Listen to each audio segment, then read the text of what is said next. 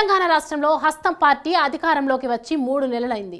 రేవంత్ నేతృత్వంలో కేబినెట్ కూడా ఏర్పడింది. అయితే కేబినెట్ విస్తరణ మాత్రం ఆలస్యం అవుతూ వస్తోంది. ఈ నేపథ్యంలోనే ఉమ్మడి ఆదిలాబాద్ జిల్లా ఇంకా ఇన్ఛార్జ్ మంత్రితోనే కొనసాగుతోంది. కీలక నేతలు గెలిచినా రాజకీయ సమీకరణాలు, కుల సమీకరణాలు అడ్డు రావడంతో ఉమ్మడి ఆదిలాబాద్ జిల్లాకు మంత్రి యోగం దక్కలేదు. ఫస్ట్ లిస్టులోనే ఆ అవకాశం దక్కాల్సి ఉన్నా కుల సమీకరణాలు అడ్డు రావడం, గెలిచిన నలుగురిలో 3 కీలక నేతలు ఉండటం, వారి మధ్య పోటీ తీవ్రమవడంతో హస్తం అధిష్టానం ఆదిలాబాద్కు మంత్రి యోగాన్ని హోల్డ్ చేసింది. అయితే తాజాగా పార్లమెంట్ ఎన్నికలు రావడంతో అభ్యర్థులను ఖరారు చేసే విషయంలో మంత్రి పదవి చర్చ మరోసారి తెర మీదకు వచ్చింది. తూర్పు జిల్లా మంచిర్యాలలో 3 స్థానాలు కైవసం చేసుకున్న కాంగ్రెస్ పెద్దపల్లి పార్లమెంటు పరిధిలోని 7కు 7 అసెంబ్లీ స్థానాల్లో విజయ కేతనం ఎగరవేయడంతో ఈ సీటు నుంచి టికెట్ దక్కించుకుంటే గెలుపు నల్లేరు మీద నడకే అన్న అభిప్రాయానికి వచ్చారు ఆశావాహులు. దీంతో పెద్దపల్లి ఎంపీ సీటు పోటీ తీవ్రమైంది. అయితే తమ వారసుడికే ఆ సీటు దక్కాలంటూ ఇటు చెన్నూరు ఎమ్మెల్యే గడ్డం వివేక్, అటు బెల్లంపల్లి ఎమ్మెల్యే గడ్డం వినోద్లు పోటీ పడ్డారు. మంత్రి పదవి రేసులోనూ ఈ ఇద్దరు ఉండటంతో కుమారుడికి ఎంపీ సీటు కావాలా, మీలో ఒకరికి మంత్రి పదవి కావాలా, ఏదో ఒకటి తెలుసుకోవాలంటూ అధిష్టానం చెప్పడంతో డైలమాలో పడిపోయారు. మరోవైపు అదే సీటు కోసం మంత్రి శ్రీధర్ బాబు తన అనుచరులకు టికెట్ ఇప్పించుకోవాలనే ప్రయత్నాలు చేశారు. వివేక్, వినోదులు మినహాయించి మిగిలిన పెద్దపల్లి పార్లమెంట్ ఎమ్మెల్యేలంతా మంత్రికే జై కొట్టడంతో గడ్డం బ్రదర్స్ ఇరకాటంలో పడిపోయారు. కొడుకు రాజకీయ భవిష్యత్తు కోసం మంత్రి పదవి ఆశలు వదులుకోక తప్పదనే నిర్ణయానికి వచ్చారు.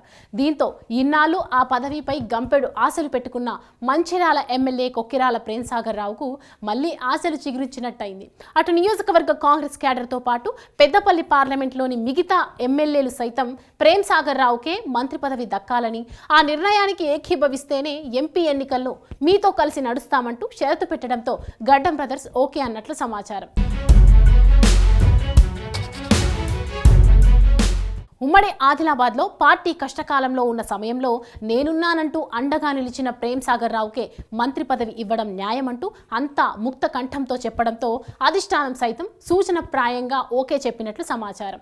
అయితే మొదటి లిస్టులోనే ఆదిలాబాద్కు మంత్రి పదవి అవకాశం దక్కాల్సి ఉన్నా గడ్డం బ్రదర్స్, ప్రేమ్సాగర్ రావుల మధ్య పోటీ తీవ్రంగా ఉండటం, వెలమ సామాజిక వర్గ కోటాలో అప్పటికే జూపల్లి కృష్ణారావును, తుమ్మల నాగేశ్వరరావును అధిష్టానం ఫైనల్ చేయడంతో మొదటి లిస్టులో ప్రేమ్సాగర్ రావుకు మంత్రి అవకాశం దక్కలేదు. ఇటు గడ్డం వినోద్, వివేక్లకు ఇద్దరు కూడా నాకంటే నాకే మంత్రి పదవి కావాలని ఢిల్లీ స్థాయిలో లాబింగ్ చేయడంతో ప్రేమ్సాగర్ రావుకు ఇక మంత్రి అయ్యే ఛాన్స్ కష్టమే అన్న టాక్ కూడా వినిపించింది.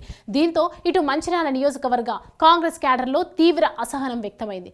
కష్టకాలంలో పార్టీకి వెన్నుముకలా నిలిచిన వ్యక్తిని కాదని, పార్టీలు మారొచ్చని నేతలకు మంత్రి పదవి కట్టబెడతారా అంటూ ఆగ్రహానికి దిగింది. ఒకానొక దశలో క్యాడర్ ఆందోళనలకు సిద్ధమవడంతో అలర్ట్ అయిన అధిష్టానం సీతక్కను ఇన్ఛార్జ్ మంత్రిగా ఉమ్మడి ఆదిలాబాద్కు పంపింది. అప్పటి నుండి మంత్రి పదవి ఆశలతో కొనసాగుతున్న నేతలకు పార్లమెంట్ ఎన్నిక వరంలా కలిసొచ్చింది.